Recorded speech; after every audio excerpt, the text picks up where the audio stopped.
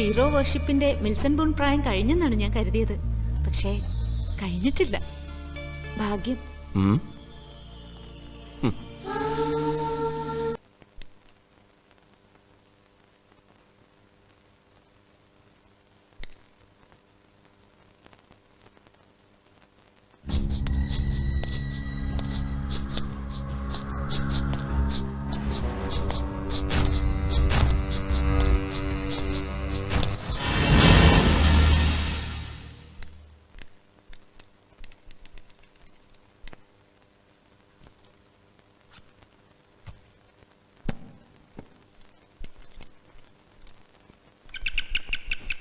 Coming, 1 minute.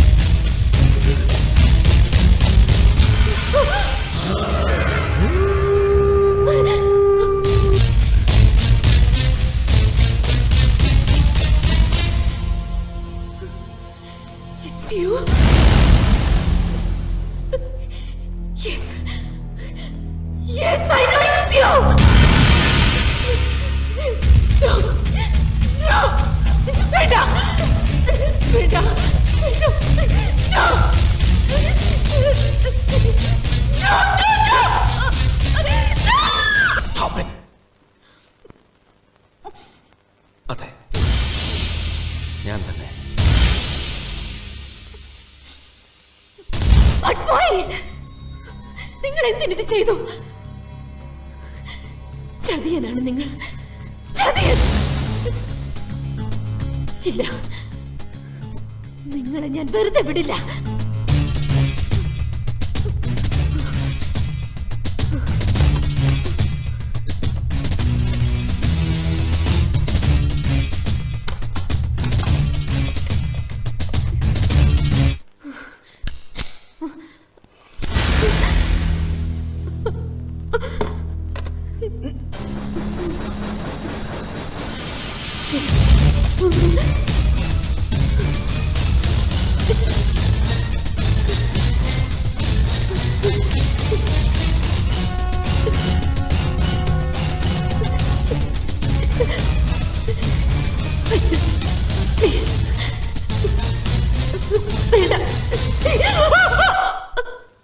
നിന്നെ ചതിച്ചവനാണ് ഞാൻ. അച്ഛനെ പോലെ നീ സ്നേഹിച്ച ജസ്റ്റിസ് മേനോനെ കൊന്നവനാണ് ഞാൻ.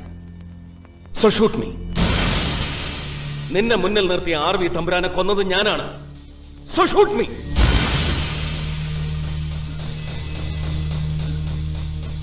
വയ്യല്ലേ? അങ്ങനെ അങ്ങ് ഒരാളെ കൊല്ലാൻ ആർക്കും ആവില്ല. പക്ഷെ ഞാൻ കൊന്നു 2 പേര്. ഇനിയും കൊല്ലും 2 പേരെ കൂടി. എന്തിനാണെന്ന് അറിയണ്ടേ? അറിയണം. നീ അതറിയണം. Thank you for the compliment. But one thing, ഇത്തരം സെൻസിറ്റീവ് ഇഷ്യൂസ് കൈകാര്യം ചെയ്യുമ്പോൾ ആരുടെയും മുഖം നോക്കാൻ ഞങ്ങൾക്ക് കഴിയില്ല. It's okay. ബൈ. ആ വിഷ്ണു, അതല്ല അല്ല ഇവിടെ പറഞ്ഞ മാസ്റ്റർ കോപ്പിയാണ്. കോപ്പി എടുത്തേച്ച് കൊടുക്ക. ആ വിഷ്ണു പറയൂ. 4 മണിക്കല്ലേ? ഞങ്ങൾ എത്തിക്കോളാം. ഓക്കെ. ആ ഇനി സാറ് വന്ന കാര്യം പറയാം. പക്ഷേ നീ ആ 2 ഫോണും ഒന്ന് മാറ്റിവെക്കേ. ഇത് കണ്ടിരിക്കാൻ തുടങ്ങിയിട്ടേ 1 മണിക്കൂറായി. അതെ, ഒരു കോൾ മിസ് ചെയ്താൽ ചിലപ്പോൾ കൈവിട്ടു പോകുന്നത് ഒരു ചൂടൻ വാർത്തയായിരിക്കും. Sensational scoop. എനിക്ക് തരാനുള്ളതും അത് തന്നെയാ, ഒരു ചൂടൻ വാർത്ത. ആളുകളെ ഞെട്ടിക്കുന്ന ഒരു ഐറ്റം. എന്റെ നാട്ടില് പഴയ ഒരു പോലീസുകാരനുണ്ട്, റിട്ടയർഡ് ഹെഡ് കോൺസ്റ്റബിൾ ചന്ദ്രൻ നായർ. കുറച്ചു ദിവസം മുമ്പ് അയാൾ എന്നോടൊരു കാര്യം പറഞ്ഞു. അയാൾക്ക് പരസ്യമായിട്ടൊന്ന് കുമ്പസരിക്കണം. സർവീസിലിരുന്ന കാലത്ത് അയാൾ ചെയ്ത ചില കാര്യങ്ങളെ പറ്റി ഒരു ഏറ്റുപറച്ചിൽ, എ മേജർ കൺഫെഷൻ. അതോടെ ഉന്നതരായ പലരുടെയും തനി നിറം പുറത്തു വരുമെന്ന അയാൾ പറയുന്നത്. എന്താണ് ദാറ്റ് ഐ ഡോണ്ട് നോ. അയാൾക്ക് പറയാനുള്ളത് മുഴുവൻ പ്രസിദ്ധീകരിക്കുമെന്ന് ഉറപ്പ് കൊടുക്കാൻ എനിക്കാവില്ലല്ലോ. ഇങ്ങനെ സാഹസികമായ ചില കാര്യങ്ങളൊക്കെ ചെയ്യാൻ ശ്രമിച്ച് എങ്ങും എത്താതെ പോയൊരു പത്രക്കാരനാണ് ഞാനെന്ന് അയാൾക്കറിയില്ല. അതാ ഞാൻ നിന്റെ അടുത്ത് വന്നത്. എഡിറ്ററുടെ തിരുത്തുകളോ മാനേജ്മെന്റിന്റെ സെൻസർഷിപ്പോ ഒന്നും കൂടാതെ അയാളുടെ കൺഫെഷൻ നിന്റെ ചാനലിലൂടെ ജനങ്ങൾ അറിയണം. Won't you do it? എന്താ അയാളുടെ പേരെന്ന് പറഞ്ഞത്?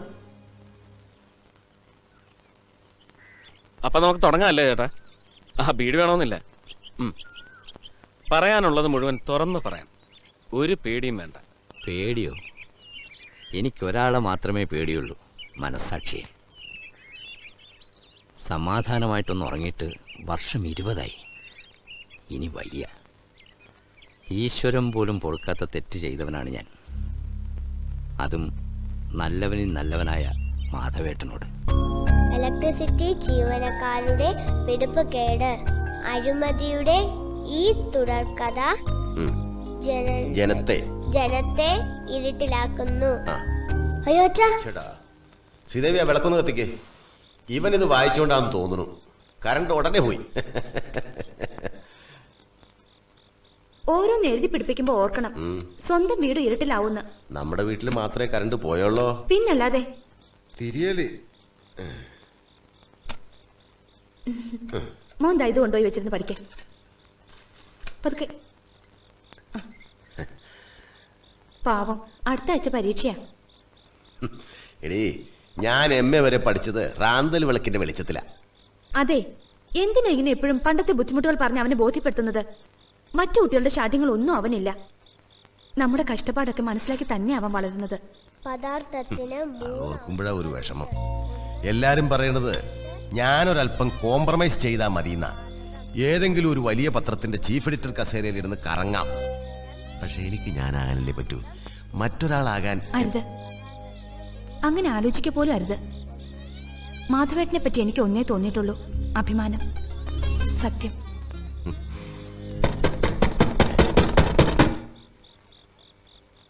ആരാ അത്? വരണോ?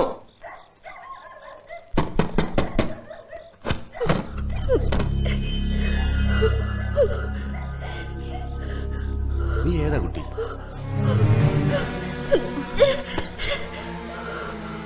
എന്നെ രക്ഷിക്കണം, അവര് കണ്ടാൽ എന്നെ കൊന്നുകളയും. ആര്? നീ വിളക്കൊന്ന് പിടിച്ചേ, ഞാൻ നോക്കട്ടെ. പേടിക്കണ്ട, ഇവിടെ ആരും വരില്ല. എന്താ കുട്ടിയുടെ പേര്? എവിടുന്നാ? ട്രീസ. ഞാൻ ഒത്തിരി ദൂരെന്നാ, ബത്തേരി. മോൻ പോയിരുന്നു പഠിക്കേ. കുട്ടി കാര്യം എന്താന്ന് വെച്ചാ ധൈര്യമായിട്ട് പറ. ആരെയാ കുട്ടി പേടിക്കുന്നേ? ഞാനിവിടെ സച്ചിദാനന്ദ മുതലാളിയുടെ ഫാക്ടറിയിൽ ജോലിക്ക് വന്നതാ. അമ്മച്ചിയുടെ വകയിലുള്ള ജോണി ചൈന ജോലി വാങ്ങി തന്നത്. വൈകിട്ട് കമ്പനി നടത്തുന്ന ഹോസ്റ്റലാണെന്ന് പറഞ്ഞ് എന്നെ അവിടെ കൊണ്ടാക്കിയത്. എന്നെ ചതിച്ചതാ ചേച്ചി. വീട്ടിൽ പോണോന്ന് പറഞ്ഞപ്പോ അവരെന്നെ വല്ലാതെ ഉപദ്രവിച്ചു. എങ്ങനെയാ അവിടെ നിന്ന് ഇറങ്ങി ഓടിയെന്ന് എനിക്കറിയില്ല. അവരെങ്ങനും കണ്ട ഇല്ല, ആരും കുട്ടിയെ ഇനി ഒന്നും ചെയ്യില്ല. അതെ, അകത്തു കൊണ്ടുപോയി വല്ല വെള്ളോ ആഹാരം കൊടുക്ക. ചെല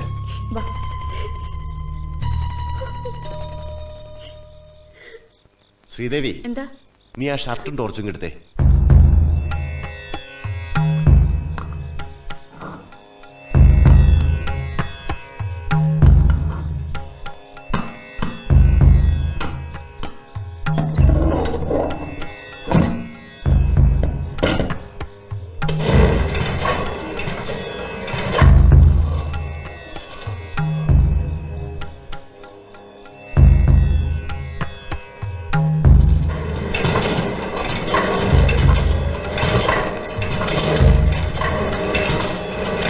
മാമ്പൂരിൽ പെൺവാണിഭം, ഉന്നതന്മാരുടെ പങ്ക് തെളിയുന്നു. ടൗൺ ഹാളിന് സമീപം പ്രവർത്തിക്കുന്ന ഒരു നക്ഷത്ര വേശ്യാലയത്തിൽ പ്രമുഖനായ ഒരു രാഷ്ട്രീയ നേതാവിനും വ്യവസായിക്കും പങ്കുള്ളതായി വിവരം ലഭിച്ചിരിക്കുന്നു. ജോലി വാഗ്ദാനത്തിൽ കുടുക്കി നിർധന യുവതികളെ ഇവിടെ എത്തിക്കുകയാണ് പതിവ്. സമൂഹത്തിലെ ഉന്നതരായ പലരും ഇവിടെ നിത്യസന്ദർശകരാകുമ്പോൾ നിയമവും നിയമപാലകരും ആലസ്യത്തിലാഴുന്നു. കൊള്ളാം. ഇതിനാണ് ക്ലിനിക്കൽ റിപ്പോർട്ടിംഗ് എന്ന് പറയുന്നത്. അതിവാചാലതയില്ല, വികാരാവേശമില്ല, പ്രിസൈസ് ആൻഡ് ഷാർപ്പ്. കൊള്ളേണ്ടടുത്ത് കൃത്യമായി കൊള്ളു. കൊണ്ടു അല്ലടോ?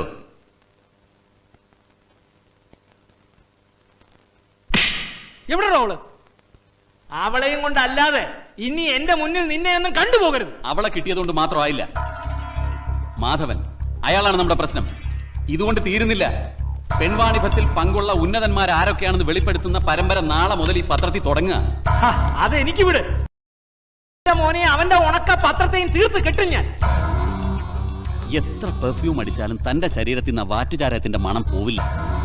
പഴയ 4ാം ക്ലാസ്സും ഗുസ്തിയും വെച്ച് ചിന്തിക്കുന്നുണ്ട് താൻ ഇങ്ങനെയൊക്കെ പറയുന്നത്. എടോ, ആയുധത്തെക്കാളും അധികാരത്തെക്കാളും അക്ഷരത്തെ നമ്മൾ പേടിക്കണം. തനിക്കറിയാവല്ലോ, നമ്മുടെ ബിസിനസ് മുഴുവൻ കെട്ടിപ്പൊക്കിയിരിക്കുന്നത് എന്റെ ഒറ്റയാളുടെ പൊളിറ്റിക്കൽ പവറിന്റെ ബലത്തിലാണ്. അത് വെറും ഒരു 1000 കോപ്പി പത്രക്കാരന്റെ 4 കോളം വാർത്തയിൽ അങ്ങോട്ട് തകർന്നു പോയാൽ no, I won't let it happen. അപ്പൊ നമ്മളിപ്പോ എന്ത് ചെയ്യും? ഐസക് സാറ് പറ. എടോ, നമ്മൾ ഈ റിസ്ക് ഒക്കെ എടുത്ത് ഈ സെറ്റപ്പ് എല്ലാം ഉണ്ടാക്കിയത് വെറുതെ അല്ലല്ലോ. വേണ്ടപ്പെട്ടവരെ വേണ്ടി വരുമ്പോ കാണാനാ.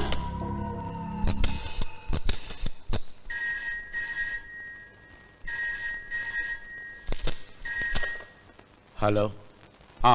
ഐസക് കണ്ടു. അതിപ്പോ വാർത്ത വന്ന സ്ഥിതിക്ക് എന്താ ചെയ്യേണ്ടതെന്ന് ഞാൻ പറയാം.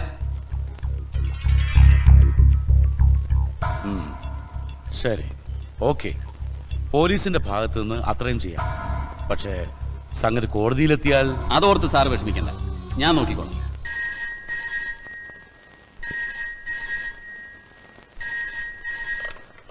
ഹലോ. ഹലോ, ഞാൻ SP RV തമ്പുരാൻ. മാധവേട്ടൻ ഇവിടെ ഇല്ലല്ലോ. ഇല്ലേ? ഒരു കാര്യം പറയാനാണ്. പത്രത്തിൽ ന്യൂസ് കണ്ട ഉടനെ ഞങ്ങൾ വേണ്ട നടപടി എടുത്തിട്ടുണ്ട്. ആ കുട്ടി എന്താ ഉള്ള പേര്? ട്രീസ. അവളെ ട്രാപ്പ് ചെയ്ത ജോണിയെ ഞങ്ങൾ കസ്റ്റഡിയിലെടുത്തു. ഞാൻ അങ്ങോട്ടൊരു കോൺസ്റ്റബിളിനെ അയച്ചിട്ടുണ്ട്. മാധവേട്ടൻ ഇല്ലെങ്കിൽ വേണ്ട, ട്രീസയും കൂട്ടി മേഡം അത്യാവശ്യമായി സ്റ്റേഷൻ വരെ ഒന്ന് വരണം. നിങ്ങളുടെ 2ആളുടെയും മൊഴി രേഖപ്പെടുത്തണം. പിന്നെ ട്രീസ ജോണിയെ തിരിച്ചറിയുകയും വേണം. മാധവേട്ടനില്ലാതെ അതിനെന്താ മേഡം, ഇതൊരു 10 മിനിറ്റിന്റെ കാര്യമില്ലുള്ളൂ. ഇപ്പൊ ഞാൻ ആ കുട്ടിയും കൂട്ടി അങ്ങോട്ട് വരികയെന്ന് പറഞ്ഞ ബുദ്ധിമുട്ടാണ് സാർ. നിങ്ങളെപ്പോലുള്ളവർ ഇങ്ങനെ തുടങ്ങിയാൽ കഷ്ടമാണ് മേഡം. പോലീസിന് അനാസ്ഥ, പിടിപ്പുകേട് എന്നൊക്കെ ഓരോന്ന് പത്രത്തിൽ എഴുതി പിടിപ്പിക്കും. പക്ഷേ ഞങ്ങളുടെ ഭാഗത്തുനിന്ന് എന്തെങ്കിലും നടപടി ഉണ്ടാകുമ്പോൾ തെളിവ് തന്ന് സഹായിക്കാൻ ഈ എഴുതുന്നവരാരും ഉണ്ടാവില്ല. മാഡം ഒന്ന് മനസ്സിലാക്കണം. ഇപ്പോൾ ആ കുട്ടിയുടെ ഭാഗത്തു നിന്ന് തെളിവ് വരാൻ നിങ്ങൾ മാത്രമേ ഉള്ളൂ. നിങ്ങളുടെ വന്നില്ലെങ്കിൽ ആ ജോണി ആരെങ്കിലും ഇടപെട്ട് ഇറക്കിക്കൊണ്ടു പോകും. അതിനു മുമ്പ് കേസ് ചാർജ് ചെയ്യണം. ഇതാ പാവം പെൺകുട്ടിയുടെ മാനത്തിന്റെ കൂടി പ്രശ്നം. ശരി സാർ, ഞാൻ വരാം.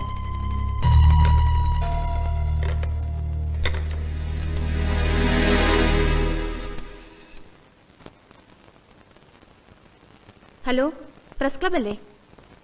മാധവേട്ടനുണ്ടോ? വന്നില്ലേ?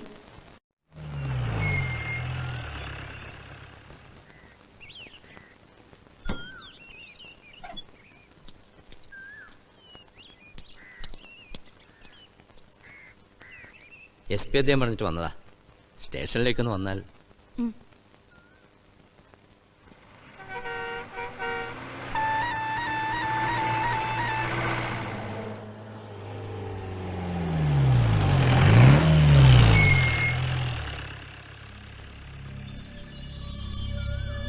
ഇതെന്താ ഇവിടെ? ഇവിടുന്ന് കൂടി മൊഴിയെടുക്കണം. കൊച്ചിനെ ഉപദ്രവിച്ചിട്ട് അറിയൂ. എന്നാ വാ.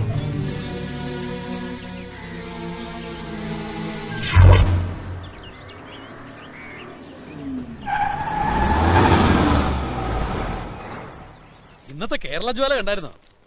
പിന്നെ മാധവേട്ടൻ ഇന്നൊരു കലക്കിയിരിക്കുകയല്ലേ. 100 ആയിസ. എവിടെയായിരുന്നു മാധവേട്ട ഇതുവരെ? അത്യാവശ്യമായിട്ടൊരു ഇടം വരെ പോകേണ്ടതായിട്ടുണ്ട്. മാധവേട്ടന്റെ പത്രത്തിന് മാത്രം ഇതൊക്കെ എവിടുന്നാ കിട്ടുന്നത്? കേരള ജ്വാലയെ കുറിച്ച് മാത്രമേ ഇന്ന് സംസാരമുള്ളൂ. അപ്പൊ റെസ്പോൺസ് വന്നു തുടങ്ങി. ഹലോ, കൊടുക്കാം. മാധവേട്ടാ ഫോൺ. Hello, good morning. ഞാൻ SP RV തമ്പുരാൻ. Good morning sir. ഞാൻ വിളിച്ചത് ഒരു നന്ദി പറയാനാ, ഒപ്പം അഭിനന്ദനങ്ങളും. എന്തിന്? ഇന്നത്തെ നിങ്ങളുടെ main story, it was shocking and revealing. എന്റെ മൂക്കിന് താഴെ ഇങ്ങനൊരു ഏർപ്പാട് നടന്നിട്ട് ഞാൻ അറിഞ്ഞില്ലല്ലോ. I am ashamed to admit that. അറിഞ്ഞിട്ടും പ്രത്യേകിച്ച് പ്രയോജനമൊന്നുമില്ലല്ലോ സാർ. ഉണ്ട്. അവിടെ ഇപ്പൊ റെയ്ഡ് നടക്കുക. ഒരൊറ്റ എണ്ണം രക്ഷപ്പെടാത്ത വിധത്തിൽ ഞാൻ ട്രാപ്പ് ചെയ്തു. ഞാൻ ഈ വിവരം വിളിച്ചു പറയുന്ന ആദ്യത്തെ പത്രക്കാരനാ നിങ്ങള്. ഇങ്ങോട്ട് വന്നോളൂ. നാളത്തേക്ക് ഒരു ലീഡ് സ്റ്റോറി ആകും. ഓക്കെ? എങ്ങോട്ട് പോകുന്നു? മാറി നിക്കടി അങ്ങോട്ട്. എന്ത് അക്രമമാണ് ഈ കാണിക്കുന്നത്? ഞാൻ അവരെ മൊഴി എടുക്കാൻ കൊണ്ടതാണ് സാർ. തന്റെ മൊഴി? സാർ സാറ് പറഞ്ഞിട്ടല്ലേ ഞാൻ അവരെ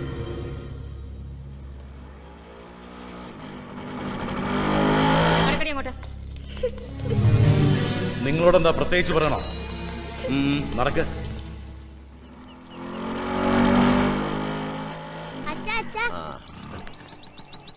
എങ്ങോട്ട് പോവാ? അച്ഛൻ അത്യാവശ്യമായിട്ട് കുറച്ച് ഫോട്ടോ എടുക്കാൻ പോവാ. ഞാനും വന്നോട്ടെ? വേണ്ട മോനെ, മോൻ വീട്ടിലോട്ട് വയ്ക്കോ. അച്ഛാ ഞാനും വന്നോട്ടെ പ്ലീസ്. എന്നാ വേഗം കേറ്. കേറിയോ? സുഷിരി. ടാറ്റാ, നാളെ കാണാം. Tata.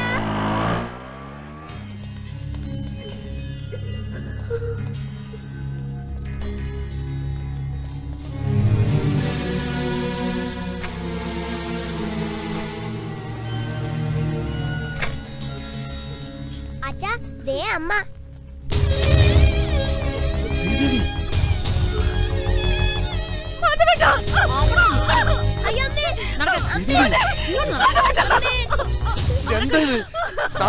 Hello mister Madhavan, നാളത്തേക്കുള്ള materials എല്ലാം കിട്ടിയല്ലോ. ഫോട്ടോ എല്ലാം എടുക്കണം, മറക്കരുത്. സാർ അത് എന്റെ ഭാര്യയാണ്. റിയലി? ഓ കഷ്ടം. സാർ എന്താ ഈ പറയുന്നത്? അവളിവിടെ. സാർ ഇതിന്റെ പുറകിൽ എന്തോ ചതിയുണ്ട്. ചതിയോ? എന്ത് ചതി? പത്രത്തിൽ വെണ്ടക്കാൻ നിർത്തുമ്പോ അറിയില്ലായിരുന്നോ ഭാര്യയ്ക്ക് ഇങ്ങനെയും ചില ഏർപ്പാടുകൾ ഉണ്ടായിരുന്നു?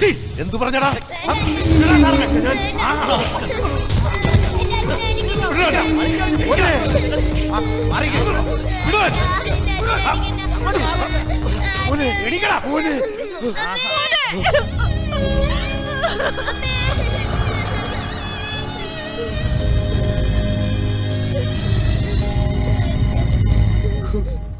ഈ കേസിലെ സാഹചര്യങ്ങളും തെളിവായി ഹാജരാക്കപ്പെട്ട രേഖകളും പരിശോധിച്ചതിൽ നിന്ന് കോടതിക്ക് മുമ്പിൽ ഹാജരാക്കപ്പെട്ട പ്രതികൾ അബദ്ധസഞ്ചാരത്തിൽ ഏർപ്പെട്ടിരുന്നതായി പ്രഥമദൃഷ്ട്യാ ബോധ്യപ്പെട്ടിരിക്കുന്നു. അതിനാൽ പ്രതികളെ 14 ദിവസം ജുഡീഷ്യൽ കസ്റ്റഡിയിലേക്ക് റിമാൻഡ് ചെയ്തുകൊണ്ട് ഈ കോടതി ഉത്തരവിടുന്നു.